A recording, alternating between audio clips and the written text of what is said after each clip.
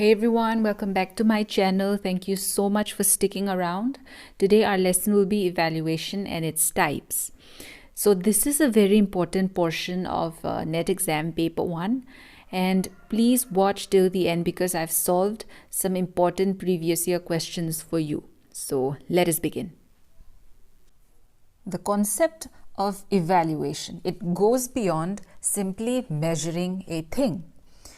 When we make a judgment from useful information, including measurement, that is evaluation. Simply put, measurement plus judgment is evaluation. So evaluation basically means placing a value on an object or a person.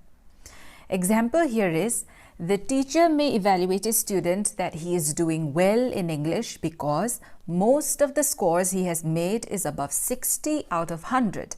He might also make an evaluation that the student is a hard worker, enthusiastic about English, and very diligent. Here, this is the measurement, and hard worker till diligent. This is the judgment part. So that is evaluation. So given here are some key features of evaluation. Evaluation is continuous and dynamic, and it gathers information, it processes that information, and based on that information, judgment is formed, and it also helps in decision making.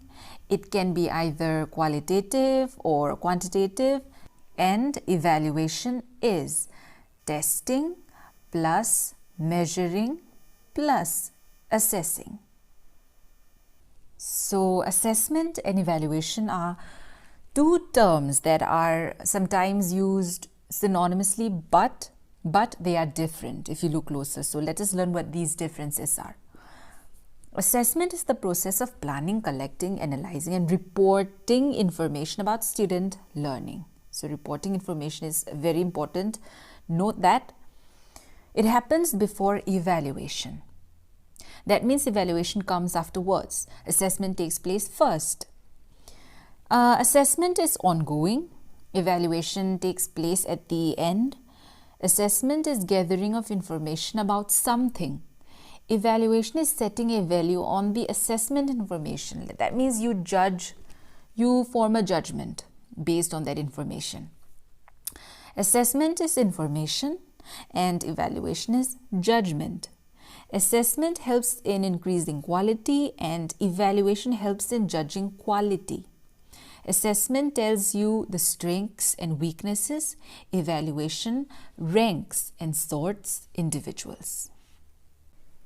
Before we go ahead and learn the meanings of formative and summative evaluation, I want to read you this very important and very interesting piece of information by Paul Black, where he described the difference between formative and summative using the analogy of cooking. So what this will do is help you remember the clear distinction between these two concepts, and it will be with you forever because it is quite fun to remember. As a cook is making her soup, she occasionally tastes it to decide if it needs a bit more spices or ingredients. With each taste, she is assessing her soup and using that feedback to change or improve it. In other words, the cook is engaging in formative assessment. Once the soup is served to the customer tastes it and makes a final judgment about the quality of the soup, otherwise known as summative assessment. So let us say you are the cook and you're making a curry, and throughout the process of cooking you taste it every now and then to see if it lacks salt or garam masala. That act is called formative assessment. And when you are done cooking and you're happy with the end product, you serve it to your family members and they enjoy it and they say, oh, it's one of the best curries you've made in a while. So, you know, that statement itself, that judgment is called summative assessment. So formative is judged internally, okay, because it is judged by you, and in case of student learning, it is judged by your class teacher. And summative is external. It is judged externally by people from outside. So we have here formative evaluation. It is an evaluation taken at varying interval throughout a course to provide information and feedback that will help improve the quality of student learning and the course content. So always go back to that analogy of cooking. This is that form of evaluation where you continuously evaluate yourself, your performance throughout, okay, at varying interval throughout a course. So formative evaluation is monitoring student learning, and it provides ongoing feedback, and it is used by the teacher to improve teaching, and it is used by the student to improve learning. Now let us look at the characteristics of formative evaluation. Number one is it occurs frequently during the course. So as you will remember, formative evaluation takes place constantly throughout the process, okay? So that is why it occurs frequently, and it is an integral part of learning. So as you learn, like the process of learning itself requires you to formatively judge your own performance. Otherwise you'll never learn. Like for example, you're appearing for the net exam. The net exam will be the summative evaluation, what you're doing now. And like for example, if you revise and you solve MCQs every weekend, that is formative evaluation. So that means it is an integral part of learning, and it is teacher's observation only, and the results will be made known to you immediately so that you'll be able to improve your own performance. And so what it does is it reinforces the learning of the student. Now we're looking at summative evaluation, the second type of evaluation, and this takes place at the very end of a course instruction and determines the extent to which a student has achieved the course objectives. So it is infrequent, and it occurs at the very end of a unit, and it judges the pupils or the course's outcome. And what it does is it assigns grades, certificates and degrees, and it is terminal in nature, meaning it is final. It is the final exam. It often involves high stakes, meaning that if you don't clear this exam, if you do not pass this exam, then you will fail. So that is a big price that you have to pay. Now let us learn the differences between formative and summative. So if you look closer, then you'll see that the word formative has the word form. So what it does is it gradually forms your performance. And if you notice summative, then you'll see that it has the word sum. So what it does, it sums up your performance. Okay, so that is the basic difference. Formative takes place during instruction, summative after instruction. Examples are quiz, home assignments, and for summative, it is final exam or final projects. Formative, it makes the students active, while for summative, it is passive role for students. And when it comes to formative, your performance will be scored and not graded. And for summative, it will be graded and you will be given a degree and a certificate.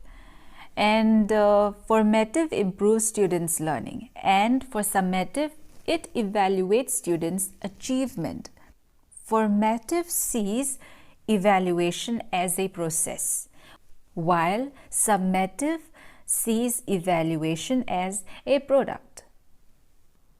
Now we have the third type of evaluation, diagnostic evaluation, and it is that type of evaluation that sets out to reveal your weaknesses, your strengths in certain areas before the start of a course or a lesson. Okay, So it identifies, understands students' current positions such as lack of prerequisite knowledge, skills, etc.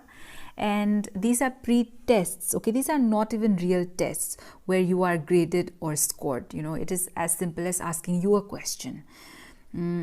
Provides useful information to teachers in designing appropriate programs for the students. So the most useful thing that comes out of diagnostic evaluation is that it helps the teachers in designing the appropriate contents or programs for the students to learn. Placement evaluation. So I'm pretty sure you've heard of the word placement before. It is very popular in engineering and management studies, where after the completion of a course, a student gets placed. That means he gets a job.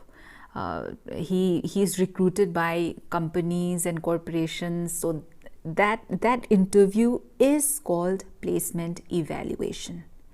So it is designed to place the right person in the right place.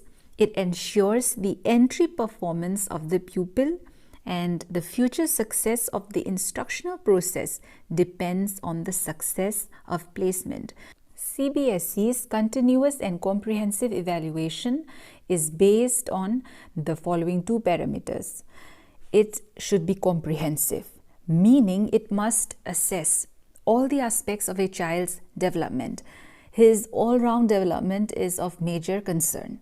And second is, evaluation should be continuous, and it should not have a fixed time limit. That means there will be multiple tests held throughout the year. Okay? So if you did your schooling in CBSE, then I'm pretty sure you're familiar with CCE. And what it does is it helps in improving the student's performance by identifying his or her learning difficulties at regular time intervals from the beginning of an academic session, and employing suitable remedial measures for enhancing their learning performance. And the best part about CCE is it reduces the pressure of exam on the student. And finally, we have NRT and CRT, norm reference test and criterion reference test. In NRT, the students are compared with each other.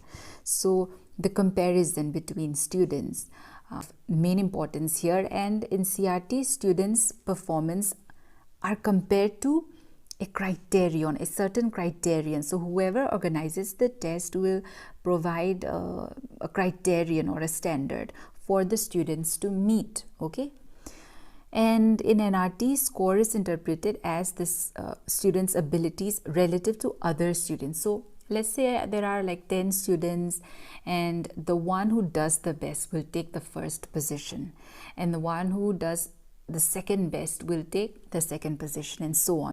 And in CRT, score indicates whether the student met mastery criteria. So whoever meets the standard will obviously pass the test, and who does not will fail the test. And for NRT, percentile scores will always be used. In which of the following modes of assessment the potential for increasing intrinsic motivation is optimum? Intrinsic motivation here means the motivation that comes from within you. So number one, we have formative, second, computer testing, third, summative, and fourth, NRT. So out of these four, you have to choose that type of evaluation which has the potential for increasing the motivation in you. The answer is formative assessment-based evaluation. Why? Because formative evaluation constantly, continuously tests you, and because of that, the desire in you to improve your performance increases, and that is motivation. Below are listed some activities performed by a teacher. Which activities are of the nature of formative evaluation? This is very easy. So first, let us see, giving a mastery test, this is summative, right? Conducting quiz is formative. and evaluating students in grading system is summative. Providing feedback, formative. Encouraging students to reflect more, formative. So you have to cross out all the options which contain A and C. So this will be out, this will be out, this will be out. Our answer is 3, B, D, E. Identify the category of evaluation that assesses the learning progress to provide continuous feedback to the students during instruction. So the answer is very easy. It is C, formative evaluation. Diagnostic evaluation ascertains students' performance at the beginning of instructions, learning progress and failures during instructions, degree of achievement of instructions at the end, causes and remedies of persistent learning problems during instructions. Here you have to look at the options very carefully. The answer is A. Why? Because the key word here is the beginning of the instructions. Diagnostic is done at the beginning, not during, okay? Not at the end. So the answer is A. What are the characteristics of continuous and comprehensive evaluation? It increases the workload on students by taking multiple tests. So here, even though the part of taking multiple tests is true, it is not true that it increases the workload on students. In fact, it decreases the workload. So this is false. It replaces marks with grades. True. It evaluates every aspect of the student, which is comprehensiveness, and it helps in reducing examination phobia. This is true. So our answer is 2, 3, 4. D. The main objectives of student evaluation of teachers are. So here the students are going to evaluate their teacher. So what would be the main objectives of such an evaluation is the question.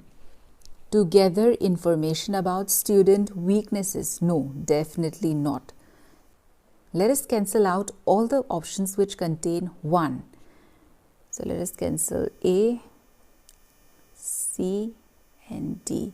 So our answer is very easy. It's B, 2, 3, 4. To make teachers take teaching seriously, to help teachers adopt innovative methods of teaching, to identify the areas of further improvement in teacher traits.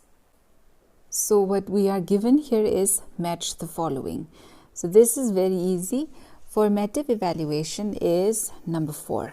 Okay, so here option A is 4. Okay, this is correct.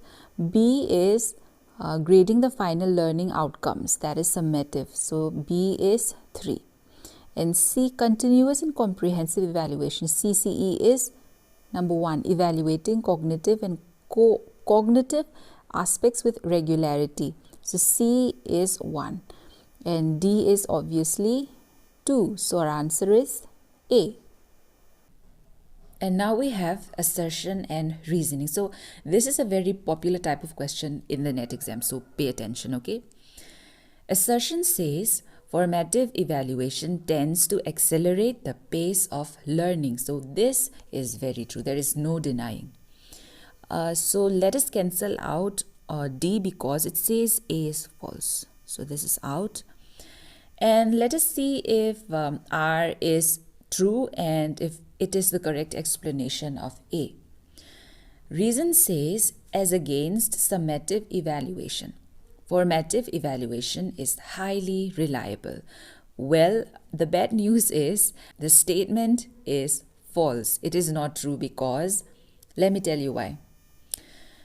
Formative evaluation is not that reliable compared to summative evaluation because formative evaluation is simply a means to improve your performance and it gives you motivation to improve, to constantly improve. But summative evaluation is the final report. It is the final judgment. Okay, so that is an information that we can count on. That is an information that we rely on to see how far the person has learned and how far the course objectives have been achieved. So our answer will be, okay, so let us cancel out A because it says R is true. So obviously that is not true, and B also. So our answer will be C. A is true but R is false. On the basis of summative tests, a teacher is interpreting his or her students' performance in terms of their wellness lifestyle evident in behavior. This will be called formative testing, CCE, NRT or CRT. The answer will be option D, CRT. Why?